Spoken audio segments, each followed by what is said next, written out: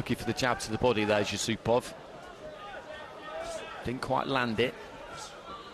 Same thing from Kondenkov.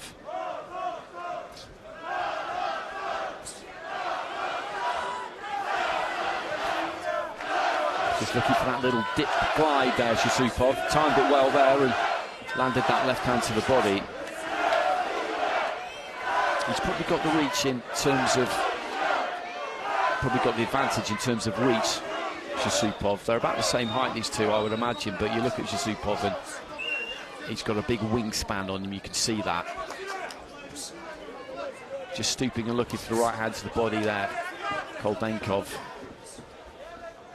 And he's finding it difficult to get to Zussupov at the moment, who's got that kind of up and down movement. He's not quite up on his toes, although he is at times, but it's just that beat, that rhythm. And those feet are very important to it. Shaped with the left hand there, Zussupov didn't end up throwing it.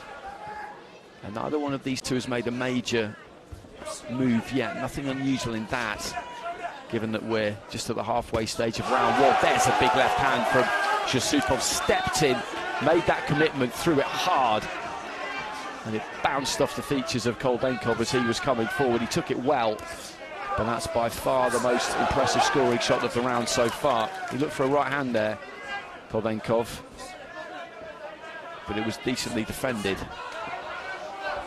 And this is the issue he's got, is that Zussupov looks capable of keeping this at a distance that suits him, but then he's able to dip and throw that big overhand left, and he tries it again there. Just before that, he landed with a couple of jabs to the body, and there's a body attack. Maybe stayed there a bit too long, and Kondenkov got a punch back of his own. It's the final minute of round one, and this is a Zussupov round so far. He's got to find a way onto the inside here, Kondenkov. Moved in behind the jab there, and maybe just shut down his space a touch.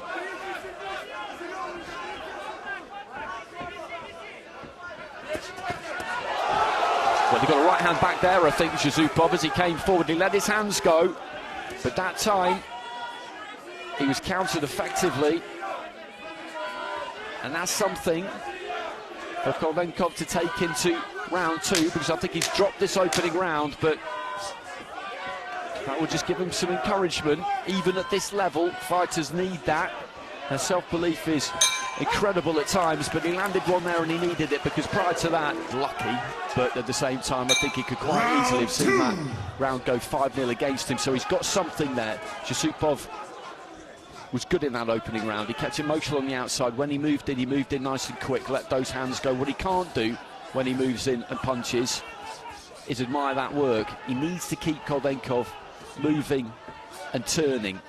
It's not because he's some kind of immobile big lump, far from it, but Zussupov is capable of fighting from that longer range because of that greater reach, and he can throw that jab, double jab, backhand, step off, and make life difficult for Kondenkov. He just tries to work away on the inside there.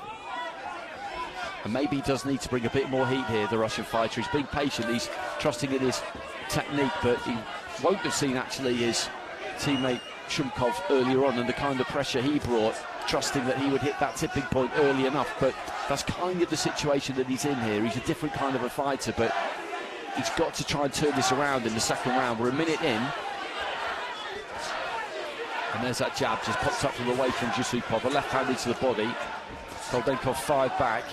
Every now and again when he launches that left hand in from the outside there, Zussupov, he is a bit open. He does reach for it a bit, chases it in, if you like, throws it, and is quite determined to try and get there with it, even if that means him losing his balance slightly.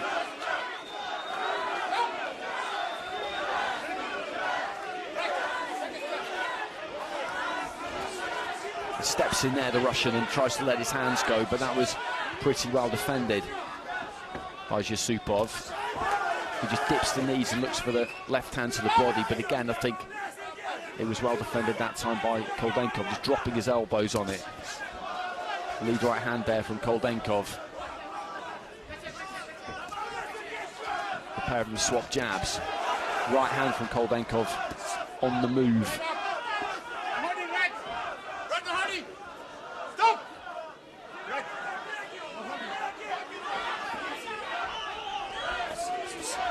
Then just tries to move in behind that double jab there, Kondenkov. A left hand from Zussupov. There isn't loads in this round. A strong finish here from Kondenkov, and he could get what he needs here to keep himself in this.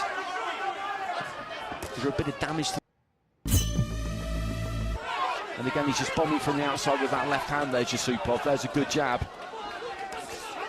But that's a nice chopping down right hand from Kondenkov, followed by right. He stayed patient in this round. He's never gone gung-ho. I was encouraging him to put his foot on the gas, but he's trusted in his ability. I think he just wore a left hand there from Zussupov. Final few seconds. Well, he needs at least a share of this round, Kondenkov, and he did do some good work. And I think toward the man in blue. And that's key, isn't it? The fact that it's the same judge, because if it had been a different judge, then he'd still be alive here, because we would have 2 drawn cards, and if he could have won them both, then it'd be 3-2, and you go to bout review. But that kind of lifeline has been taken away from him, so the only way he can turn this around now is if he has an absolutely monster final round, because he needs 10-8s here, and against Ablaikhan Zussupov, that is going to be a very difficult thing to do. So now he does really need to throw a bit more caution to the wind. Again, still, you can't be reckless at this level. If you just steam forward, flinging punches apropos of nothing, you will get slaughtered. But he's got to try and find a way to hurt Zussupov. It's as simple as that. He needs a dominant round win, and in any final, that is a big ask.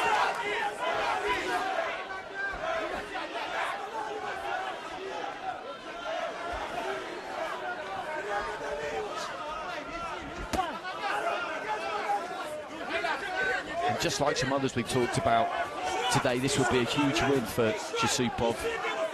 We outlined his resume earlier on, a number of bronze medals, but he may have been wondering if he was ever going to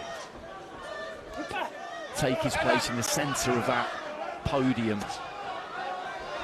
It can seem like it's a mile away sometimes, it's just one step away, but the difference can seem absolutely huge. But he's just 90 seconds away here, Zussupov.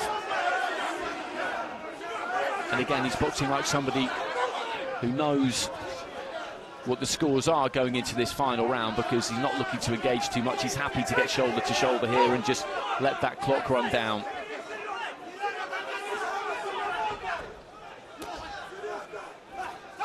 And throw that single end up on the shoulder and again just take some time out of the round. Well, a bit like our previous fight, I do find myself wondering why Kondenkov isn't going after this just a bit more urgently here.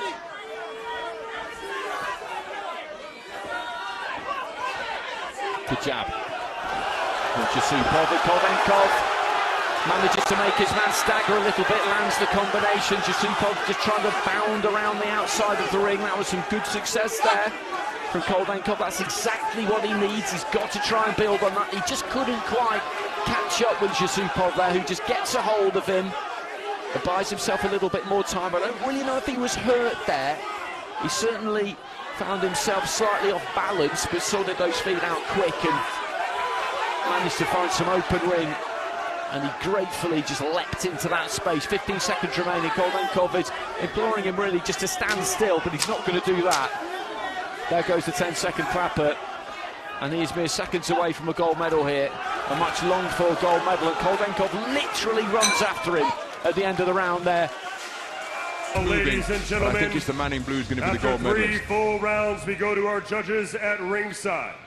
They see this contest as a win on points, declaring your winner by split decision, and now the IBA World Champion, fighting out of the blue corner, from Kazakhstan, Ablaikhan Zussupov. Well, we've seen that kind of reaction before today, that just visceral scream of joy. He's got it 4-1. He's dropped that final round, actually. 5-0, so Kondenkov getting it with all of the judges. But Sergei it's a similar scenario we talked about, isn't it? This was huge for his career, because he's picked up bronze medals. That's great.